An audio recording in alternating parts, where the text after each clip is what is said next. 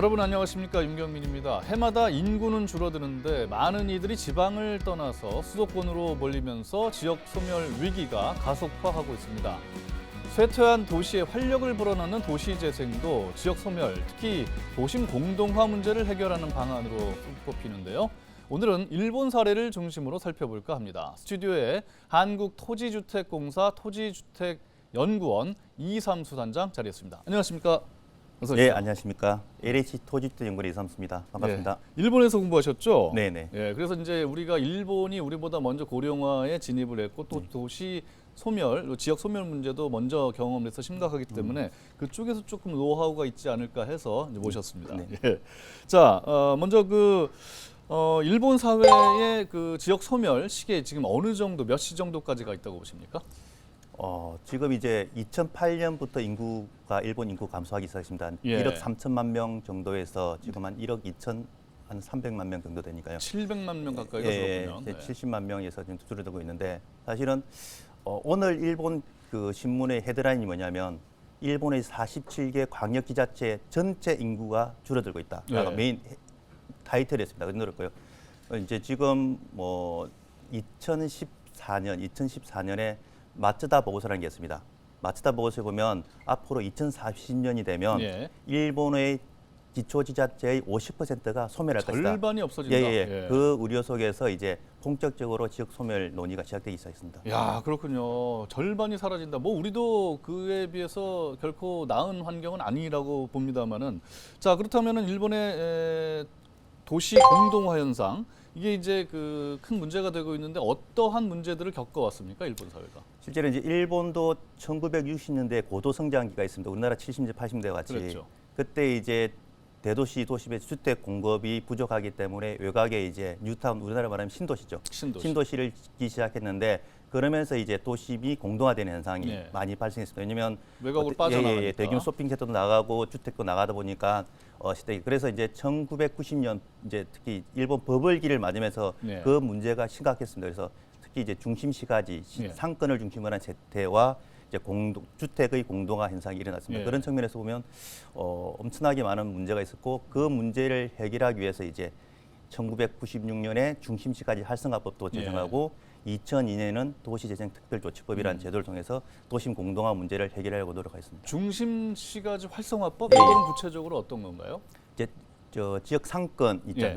왜냐하면 지역 중심의 상권이 상권 활성화되는 부분들, 예. 사타 도시라고 합니다. 그냥 그 셔터가 닫힌 예, 셔터. 셔터문의 그러니까 셔터. 예. 그 셔터 도시라고 하는 게 뭐냐면 모든 상권이 셔터 문이 잠겨 있는 상태. 네. 그 문제를 해결하기 위해서 왜냐하면 아까 도심 공동화로 인한 예. 원인의 결과이죠. 그런 부분을 해결해서 중심시가지 활성화법이 제정됐습니다. 중심시가지에 이 상가들이 문을 닫혀져 있는, 예. 그래서 이제 범죄도 있을 수 있고 그렇죠. 여러 가지 도시도 어두워지고 이제 이 활력이 없는 이런 것들을 활성화하기 위해서 일단 상점부터 좀 살리자 뭐 예. 이런 거였나 봐요. 예. 그래서 어떤 지원책을 해줬습니까? 이제 지금 우리나라에서 많이 하고 있는 상권 시설 현대화 사업도 하고 현대화 사업? 주차장도 설치하고 왜냐하면 그런 문제들 해결했는데 예. 일단 그 문제에 대해서 이제 똑같은 비판론이 있습니다. 왜냐하면 국가적으로 재정이 지원될 때는 잘 되는데 예. 정부 재정이 끊기면 안 되더라는 부분이 있고 왜냐하면 아무리 상권이 활성화되더라도 네. 상권을 이용하는 사람이 없다는 부분이죠. 소비자가 가야 되겠죠. 예, 그래서 예. 이제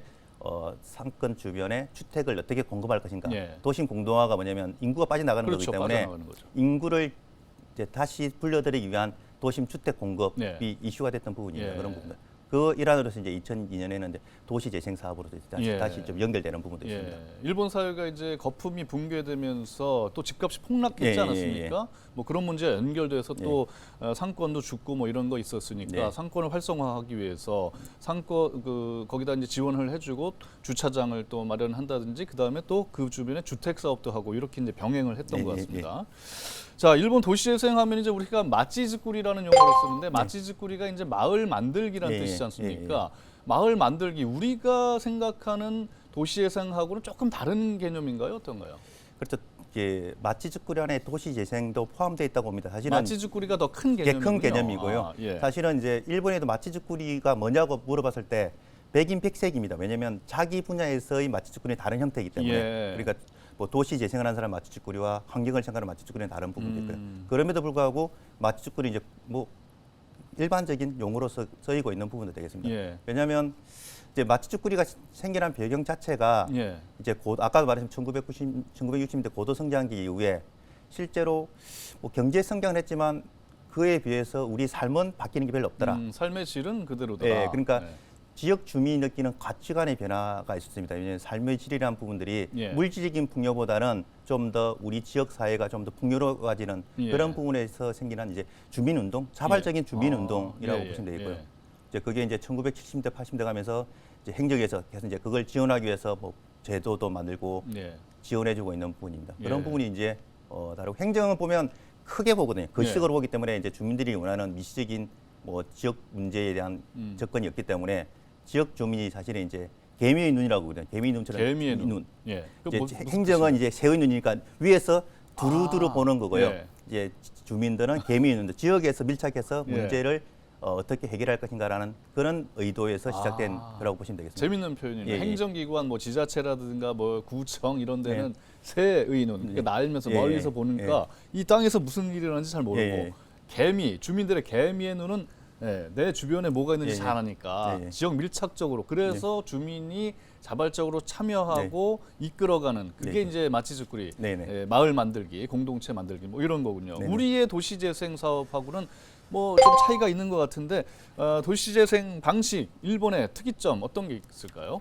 사실은 이제 일본은 도시재생이 사실은 좀 다양한 갈래가 있습니다. 사실 우리가 소개하는 부분들은 대도시의 도시재생하고 예. 지방 중소도시 도시재생은 조금 다른 형태로 취해지고 있는 부분인데 아마 우리나라는 그게 다 믹스되어 있는 부분 같은데 대도시 같은 경우는 도쿄를 중심으로 한 대도시 같은 경우는 이제 도시재생 특별지구라든지 아니면 뭐 긴급 조치 지역을 지정해서 예. 민간이 사업을 할 수 있게끔 뭐 규제 완화라든지 아니면 세제 지원을 해주는 사업을 많이 하고 있는 부분이고요. 예. 근데 이제 지방 중소도시 같은 거는 민간이 투자하기에는 좀 여력이 안 되니까 사업성 예. 부분 때문에 거기에서는 우리나라처럼 이제 도시재생 정비 계획을 수립해가지고 그 계획을 수립하면 국가에서 보조금을 지원 형태의 사업이 예. 되겠습니다. 그렇기 때문에 이제 지방 중소도시의 재생하고 대도시 재생이 이제 이원화해서 좀 추진된다고 있다고 보시면 되겠습니다. 예.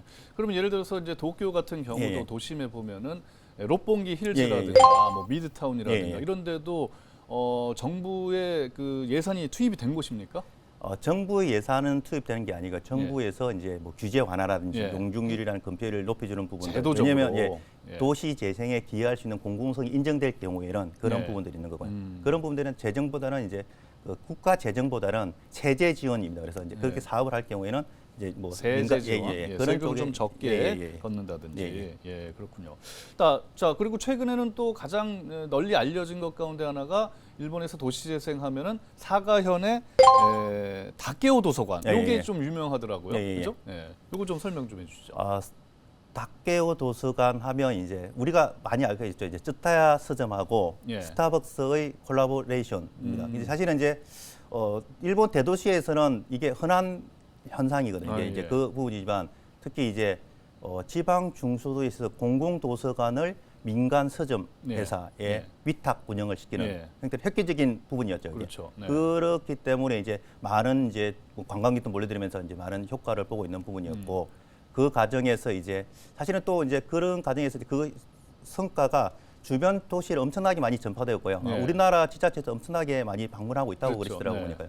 그런데 이제 그 과정에서 이제 주민과의 갈등 문제들이 조금 있을 거예요. 이제 예. 왜 그러냐면 이제 공공 도서관을 민간에게 위탁한다는 것들이 예. 사실은 쉬운 일은 아닌데 명분상 좀 맞지 않는 거죠. 그렇게 주민 협의가 이제 덜 됐다. 덜 된 상황에서의 문제점들 때문에 그래도 이제 효과가 있지 않았습니까? 예, 주변에서 방문하는 사람들이 늘어나서 1년에 한 100만 네, 명 100만, 가까이나 예, 예. 된다. 5만 명밖에 안 되는 인구의 도시에. 그걸로 봐서는 그 사람들이 와서 돈을 더 쓰고 가고 하기 때문에 경제적인 효과, 세금도 늘어나고 뭐 그런 효과는 있을 것 같아요. 그리고 이제 뭐 지역 주민 입장에서는 도서관을 하면 이제 일반적으로 책을 빌리는 곳이라고 생각하시는 부분인데 그러겠죠. 이제 여기는 사실 복합 문화 공간이거든요. 복합 문화 사람들끼리 공간으로 만나는 장소도 되고. 예. 예. 그래서 요즘은 이제 제3의 공간이라는 용어를 많이 씁니다. 이제 네. 집과 직장이 아닌 제3의 공간에서 예. 이루어진 활동들이 이루어지는 공간으로서 이제 가치 있다고 생각되는 부분도 있지만 지역 주민이 볼 때는 이제 좀 지역이다 보니까 책도 도서도 많은 도서가 있으면 좋겠고 한데 그거보다는 이제 문화 복합 시설로 활용되면서 예. 생기는 이제 문제점을 좀 비판하신 분도 있는 것 같습니다. 예.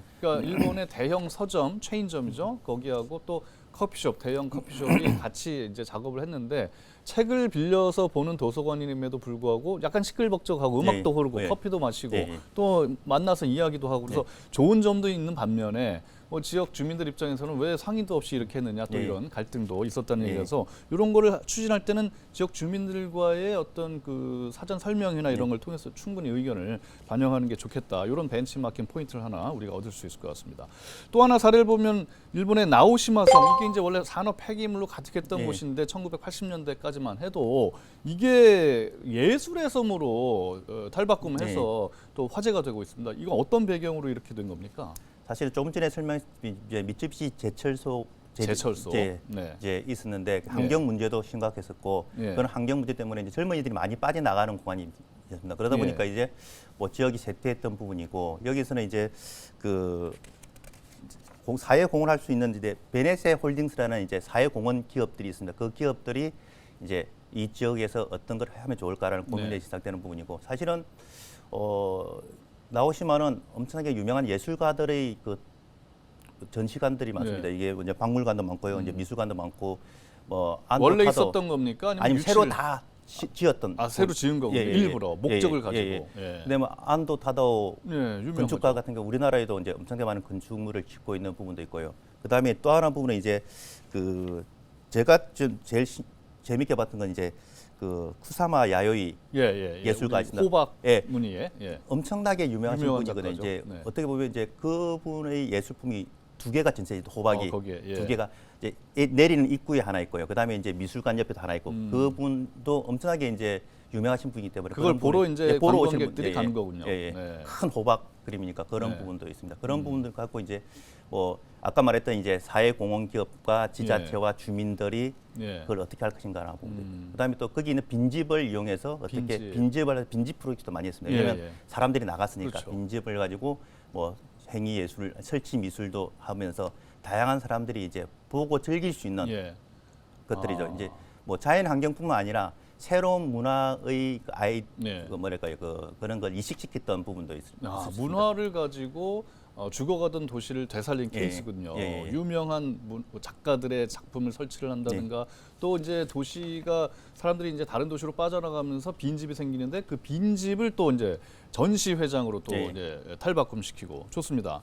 자, 일본 외에 다른 나라에서 또 도시재생이 성공한 사례 뭐 있으면 좀 소개 좀 해주시죠. 저희가 참고할 만한 사례가 뭐가 있는지. 사실 이제 앞에 미술관을 말씀드렸기 때문에 이제 좀 이제 스페인 빌바오 사례도 빌바오 사례도 이제 우리나라에서 많이 소개되어 있는 사례입니다. 왜냐하면 빌바오도 이제 인구가 100만 가까이 됐던 도시 공업 도시였는데 공업 도시가 쇠퇴하면서 많은 이제 도시 문제, 특히 이제 실업률이 30%까지 올라갔었거든요. 30%. 그 문제를 해결하기 위해서 이제 도시재생 전략을 이제 1990년대부터 도시재생 전략을 세우면서 도시를 어떻게 활성화시킬까 고민을 했었고요. 그 하나의 이제 프로젝트로서 수변 공간 재생에서 구겐하임 미술관, 우리나라에서 엄청나게 많이 홍보되고 있는 부분인데 연간 여기도 뭐 500만 명이 방문하는 그 미술관의 전시품을 보러 가는 관광객들이 500만 명이라는 거예요. 근데 이제 그 부분이니까 뭐 5천억의 사업비를 들었다고 했는데 경제 파급 효과는 뭐 1조 5천억 이상이고요. 일자리 창출도 5천 명 이상이니까 엄청나게 많은 효과를 발휘하고 있는 부분도 있습니다. 큰 어떤 도서관이라든가 아니면은 미술관이라든가 이런 걸 지어가지고 그 미술 전시 작품을 보러 오는 사람들을 위해서 이제 공간을 이제 만들었는데 그분들이 와서 돈을 쓰고 하니까 도시가 되살아나더라 이런 거잖아요. 그럼 우리도 죽어가는 도시에 그런 큰 어떤 문화 시설이라든가 공연장이라든가 이런 걸 만들면 되겠네요. 사실 이제 그 부분에서는 조금 이제 우리나라는 그것보다는 새로운 걸보다 기존에 있던 역사 건축물을 많이 활용하는 사례들이 더 많은 것 같습니다. 왜냐하면 이제 그에 대한 막대한 비용을 지불할 수 있는 지자체 이력이 안 되기 때문에 이 부분까지는 이제 중앙정부에서 좀 지원할 수 있는 부분이 안 되기 때문에 그 부분은 조금 약하긴 하지만 다른 사례 보면 그냥 기존 역사 건축물을 활용한 사례들이 더 많은 부분으로 보실 수 있겠습니다. 예를 들면 이제 뭐 군산에 있는 적산가옥 이런 것들을 좀 옛날 거를 그대로 보존을 해가지고 또 관광객들을 유치하고 또 영화 촬영지 초원사진관이라고 있지 않습니까? 거기 이제 왔다가 거기서 가까우니까 저도 가봤습니다만은 관광 코스로 돼가지고 뭐 좋은 개발 사례가 되는 것 같습니다. 자, 그런데 이제 앞서서 저희가 일본의 도시재생하면은 주민이 주도적으로 한다 그랬는데 실질적으로 주민이 주도적으로 한다는 건 어떤 의미입니까? 이제 주민이 주도를 한다는 것들이 주민이 모든 걸 결정하는 거 아닙니다. 사실은 모든 결정은 행정이 하지만 네. 그럼에도 불구하고 우리 지역에 어떤 사업을 할지에 대한 부분들. 왜냐하면 우리 지역의 문제가 행정에서 아까 말했듯이 이제 행정이 느끼는 거와 지역 주민이 느끼는 게 다르기 때문에 예. 지역 문제를 찾아내서 해결할 수 있는 방법을 찾아내는 그까지가 지역 주민의 역할이라고 보시면 되고요. 그래야만이 이제 사업을 했을 때 지역 예. 주민들이 적극적으로 참여할 수 있는 여건을 마련해 주는 겁니다. 예. 그 부분이 이제 그 주민 참여의 가장 기본적인 요소라고 보시면 되겠습니다. 그러네요. 예. 우리나라의 경우에는 주민 참여율이 좀 비교적 저조하지 않나 그런 생각이 드는데 일본하고 보면은 어떤 차이점이 있습니까? 우리나라도 이제 뭐 최근 들어서는 많이 참여, 지역에 대한 올라갔습니까? 의식이 많이 늘어났기 네. 때문에 이제 아까도 말씀드린 가치관이 다른 거죠. 우리 지역이 좋으면 네. 나의 삶도 좋아진다고 느끼는 것들이 많기 때문에 그런 거고요. 특히 이제 우리나라도 도시재생 사업을 10년 전부터 했기 때문에 주민 교육도 많이 하고요. 예. 그러니까 주민 참여했을 때 나에게 뭐가 좋아지는에 대한 의식들이 예. 많이 변했기 때문에 예. 좀 참여는 하고 있지만 그래도 일본보다는 아직 일본의 역사와 우리나라 역사는 좀 다르기 때문에 도시 소멸의 예. 역사 자체가 다르기 때문에 그런 부분에서 지역 조금은 소멸. 아직은 좀 참여율은 좀 저조한 것 같습니다. 저 같은 경우에는 아파트가 20몇 년이 돼서 이제 엘리베이터를 교체하는데 투표를 하려 했는데 제가 안 했거든요. 예. 네, 저 같은 사람이 좀 덜어 있을 것 같습니다. 자, 그렇다면은 이제 주민의 참여도 중요합니다만은 실질적으로 사업, 도시재생 사업을 해 나가는 데 있어서 정부나 지자체의 역할도 중요할 것 같습니다. 어떤 역할들을 일본에서는 하고 우리랑 비교하면 좀 어떤지 간략하게 설명을 좀 사실 해주시죠. 이제 그 주민 참여 가장 행정에서 바라볼 시각은 뭐냐면 지역 주민을 파트너로서 인식하는 단계가 되게 중요합니다. 네. 왜냐하면 일본에서 이제 새로운 공공에 대한 역할이 많습니다. 행정이 하는 것들이 다 공공성이 있는 것도 아니고요. 지역 주민이나 민간이 하는 것도 충분히 공공성을 담보할 수 있다라는 측면에서 이제 어떻게 파트너를 인식할 수 있는가라는 부분들이 가장 중요한 부분이고, 왜냐하면 예. 실제로 지역을 이끌어가는 힘들이 지역 주민이라는 거죠. 이게 예. 행정의 이제 일본은 인구 감소라든지 아니면 뭐 지방 재정 위기 때문에 행정이 모든 것을 해줄 수 없다는 네. 이제 위기 의식 때문에 이제 지역 주민들의 자발적인 의지 속에서 하는 것들에 대한 지원을 많이 하고 있습니다. 예. 실제로 지역 주민들이 원하는 사업에서는 이제 지원하는 경향이 많기 때문에 네. 그런 부분에 대한 이제 그 행정의 지원과 역할이 많이 변화하고 있는 네. 부분이고요. 그에 따라서 이제 지역 주민들도 다양한 형태의 참여를 하고 있습니다. 이제 뭐 네. 단순히 쓰레기 문제도 있고요. 네. 아니면 뭐 주택 문제도 있고 그런 네. 다양한 이슈에 대해서 주민들이 이제 이슈별로 참여하는 경향들이 네. 많습니다. 그렇군요. 자, 일본의 어떤 성공적인 사례를 저희가 몇 가지 살펴봤지만은 네. 일본이라고 뭐 다 성공하지는 않았을 것 같아요. 실패 사례도 있을 것 같은데 그래야 실패를 통해서 또 우리가 실패를 하지 않는 방법을 뭐 찾을 수 있을 거기 때문에 실패 사례 하나 소개해 주실까요? 뭐 어떤 지역을 특정하게 말씀드리기 좀 어려운 부분인데 네. 최근에 가장 이슈가 됐던 게 뭐냐면 교토가 교토. 파산 신청을 했습니다. 작년에. 교토가 재정 파산 신청을 파산 신청을 했습니까? 했습니다. 왜냐하면 교토는 아주 교토하면 그 관광객도 세- 많고 하는 예, 예. 곳이잖아요. 이제 네. 코로나 이후에 코로나. 관광객이 들어들면서 또 이제 역사 문화들이 많기 때문에 보존 비용을 엄청나게 많이 들어가거든요. 그렇군요. 그리고 이제 또 지하철 건설 때문에 과다한 재정이 들어가면서 생기는 부분들도 있고요. 이제 일례를 들 수도 있겠지만 실제로는 이제 일본의 도시재생 사업의 가장 큰 문제는 이제 초기 단계에서 뭐냐면 왜 대도시의 지역 소멸을 논하면서 왜 대도시만 도시재생에 지원해 주느냐 이거요. 그러다 보니까 이제 그 문제를 해결하기 위해서 이제 지방 중소도시의 이제 재생 프로그램을 다시 도입했던 부분도 있습니다. 예. 그 부분 하나 있고 아까 이제 중심시가지 이야기를 말씀드렸는데 너무 행정에서 재정 지원을 해주다 보니까 예. 너무 이제 지역 주민들이나 아니면 진짜 수동적이라는 거죠 이게. 예. 그러니까 재정을 줄 때만 일을 하는데 보조금이 끊기는 순간부터 밑에는 움직이지 않으니까 예. 그런 부분들에 대한 논의들이 상당히 많이 좀 일어나고 있는 부분이기 때문에 예. 그래서 아까 말씀드렸다시피 요즘은 지원하는 게 뭐냐면 지역 주민이 자발적으로 예. 하면서 활동의 성과가 있는 지자체에게 지원해주는 예. 정부에 지원해주는 형태로 변하고 있던 부분입니다. 예. 그런 부분이 가장 이제 중요한 변화이면서 이제 일본의 문제점이라고 보실 수 있겠습니다. 또 잘 되고 나서도 사후 관리를 제대로 안 하면 안 될 것 같은데 사후 관리는 잘 하고 있습니까? 일본 같은 경우에는? 사실 이제 사후 관리는 어느 지역이든지 마찬가지긴 한 것 같습니다. 이제 그래서 일본에는 사실은 이제 우리나라의 이 부분이 좀 약하긴 한 것 같습니다. 사후 관리에 대한 계획들이 없는데 일본은 계획을 수립할 때부터 사후 관리 방안을 철저하게. 수립하게끔 하고 있습니다. 그럼에도 불구하고 이제 사실은 이제 뭐 어떤 사업이든지 뭐 사업 비용보다 관리 운영 비용이 두세 배 많이 들거든요, 이게. 예. 그러니까 이제